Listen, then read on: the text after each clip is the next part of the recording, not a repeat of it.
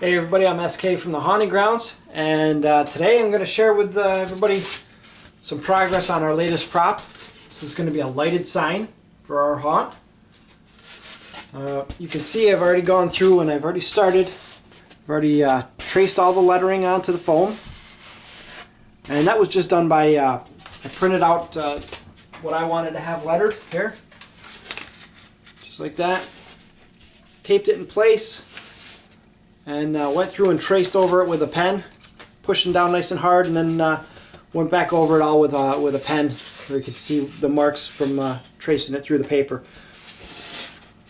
Then, and you can see I've also started with the dremeling. The letters will all be dremeled out, and then on the back side here, this will all be recessed across the whole back with the exception of the frame. And then we're going to glue down a piece of white fabric over this so that the letters show through the white fabric and not the inside of the light. Then, got some wood pieces here, just some wood scrap that I had laying around. And I made a frame that's going to sit on the outside. This is where we're going to mount our LED bulbs, right along this piece of wood, or all the way around. And then I've got a piece of thin plywood. I went painted silver, add a little bit of reflection to the back and hopefully brighten up the light a little bit. So the way I'm cutting these letters out, I'm sure everybody here is familiar with this little tool for the Dremel. Now normally you would use a hole cutter bit, but that was a little bit too big for what I was looking for, so I went ahead and just put a small drill bit. It's about half the diameter of the hole cutter bit, and this worked out well. I was able to cut a little bit more detail into the lettering, and I think it's going to look a lot nicer. So I'm going to get back to dremeling, and we'll show you the progress as we go along.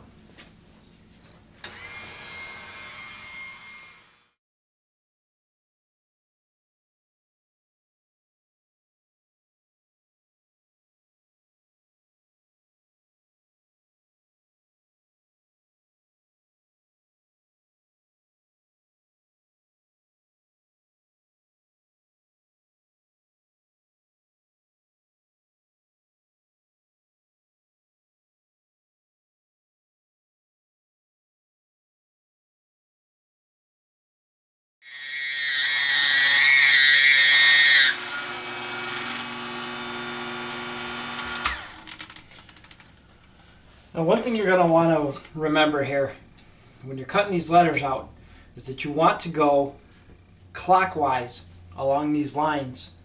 If you go counterclockwise, it chews up the foam and leaves a really rough surface. And also, this cuts through this foam really nice and quick.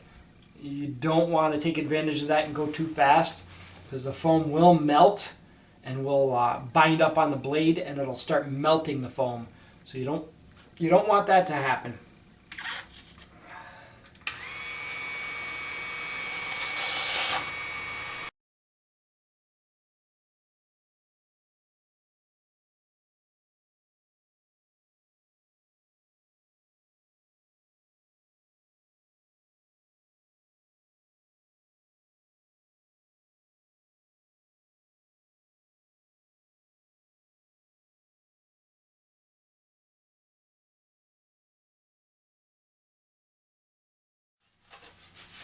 Alright, and now we have all of our letters cut out, and now it's just time to go through and finish recessing the back.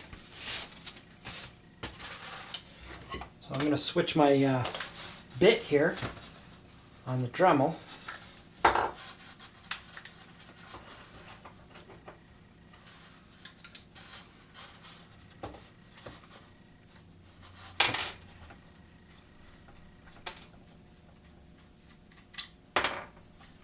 Here we're going to use a little router bit, little square router bit.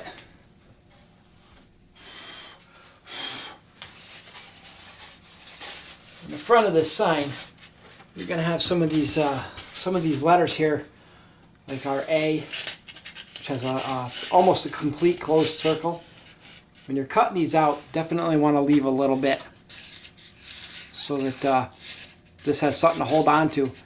You can see the E, the A, and on the O, I actually left two spots here to hold that piece in place. But while you're routering this out, you don't want those to break off. So what I'm going to do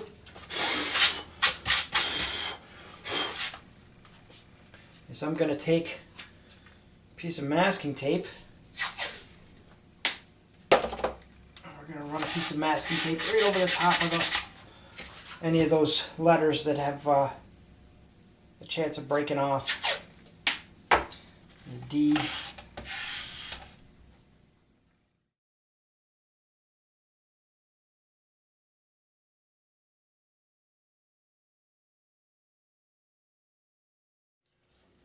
Okay, there we have it.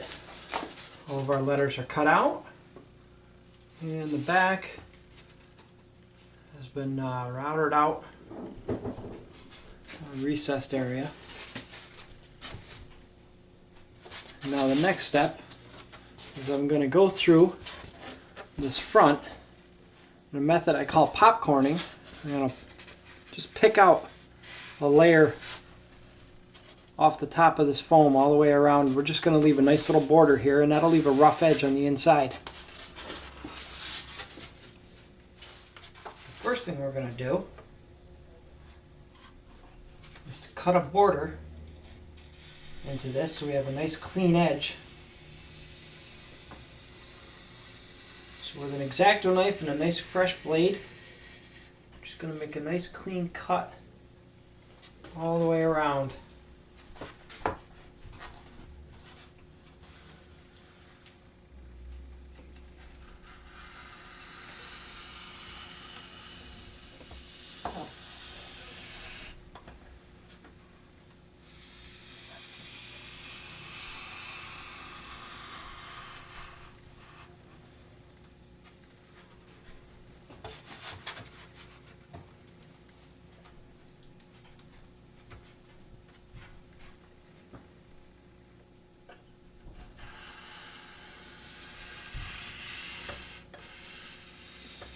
I'm trying not to cut my fingertips off here.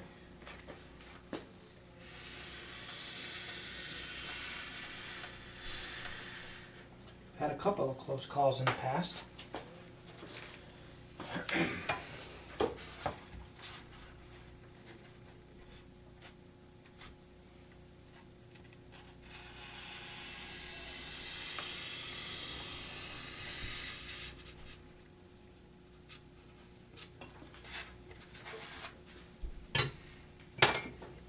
And now, if you've seen the high-speed video of the Celtic cross carving, you might recognize this method here.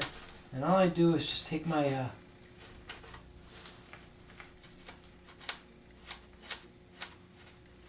Swiss Army knife and just pick little balls of foam from the top surface of this.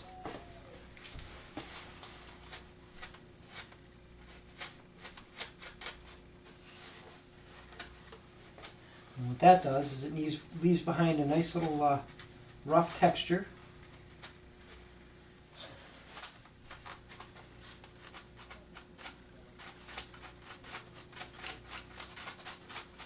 And once you get past these edges, this goes pretty quick.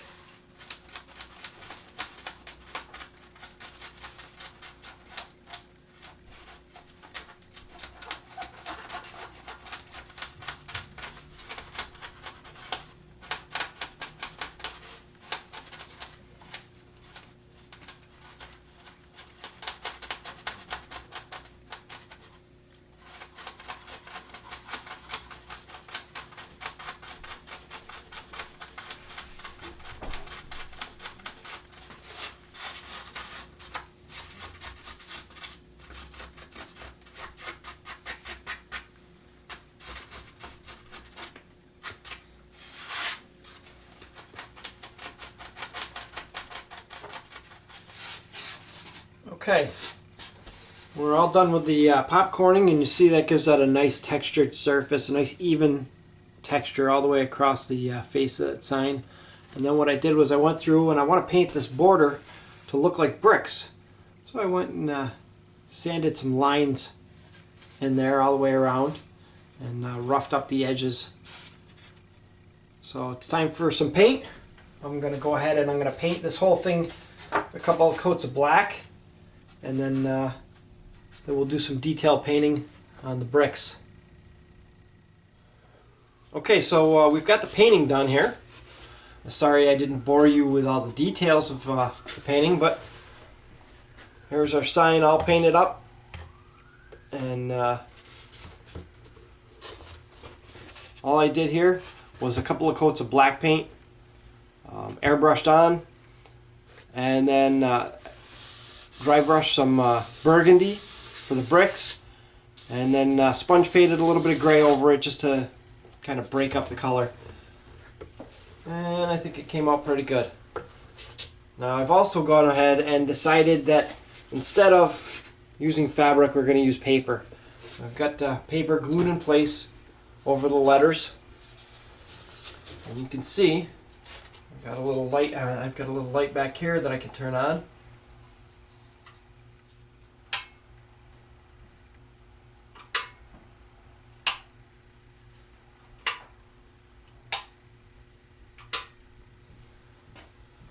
That's how that's going to work. I've also got my wire started here, so I'll be ready to wire this up as soon as the mailman comes today. And he's bringing my resistors. Now another change that I decided to make was the back. I wasn't happy with how reflective the back was. The silver paint just didn't do enough for me. So come up with another alternative and use aluminum foil. That seems to do the trick, huh? A little bit better. So this will be screwed down in place over the back here, and hopefully that'll really help these bulbs light this thing up. Now I'm going to be using nine jumbo blue LEDs. These I have left over from a project earlier where I made some spotlights for the props out in the yard.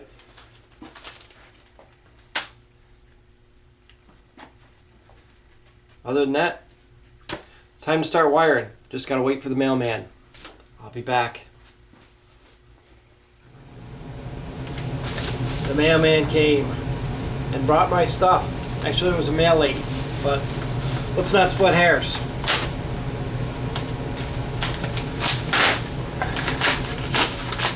I love getting stuff in the mail.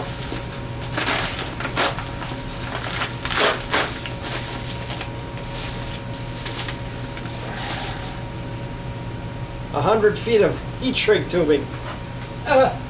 That'll come in handy. A package in a package.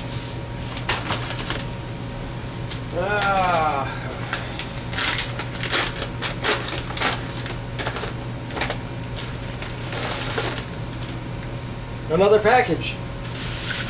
This is some kind of cruel Christmas joke.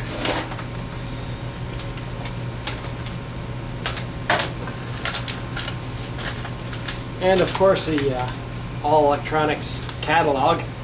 Not that I need that, since I buy everything online. Alright, there we go. This is what we need right here.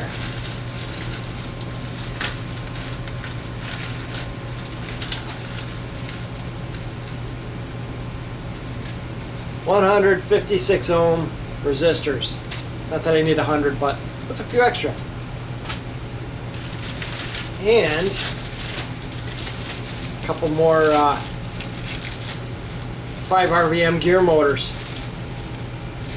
I just got these for the hell of it. I don't know what I needed them for, but why not? You can always use an extra motor or two. Alright. It's time to start wiring. Well, we've got the wiring finished here, and it's it's all ready to go.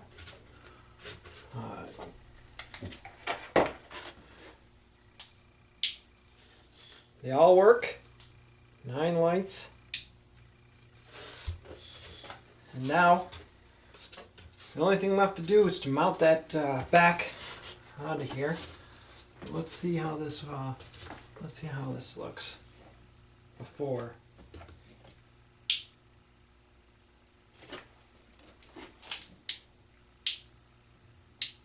That's before we mount this back on here. And I'm just going to hold this in place for the time being, I think.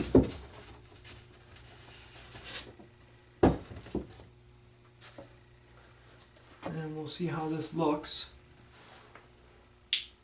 Oh, look at that. What a difference.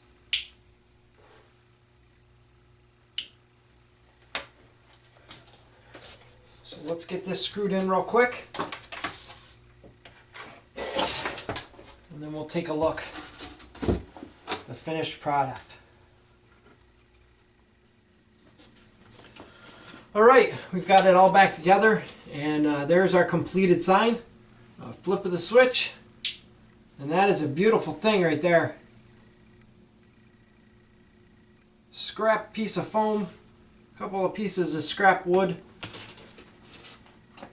some leftover bulbs from our spotlights, and we've got ourselves a nice lighted sign. I spent all of about $2 or $3 on some resistors and some heat shrink tubing that I didn't have. That was the only thing I had to buy for this project. Now, unfortunately, I don't get to use it until next year because it is actually 2 days before Christmas 2011. So this is for next year. We'll hang it up in the shop until then. So, from the Haunting Grounds, I'm SK, and have a happy holidays.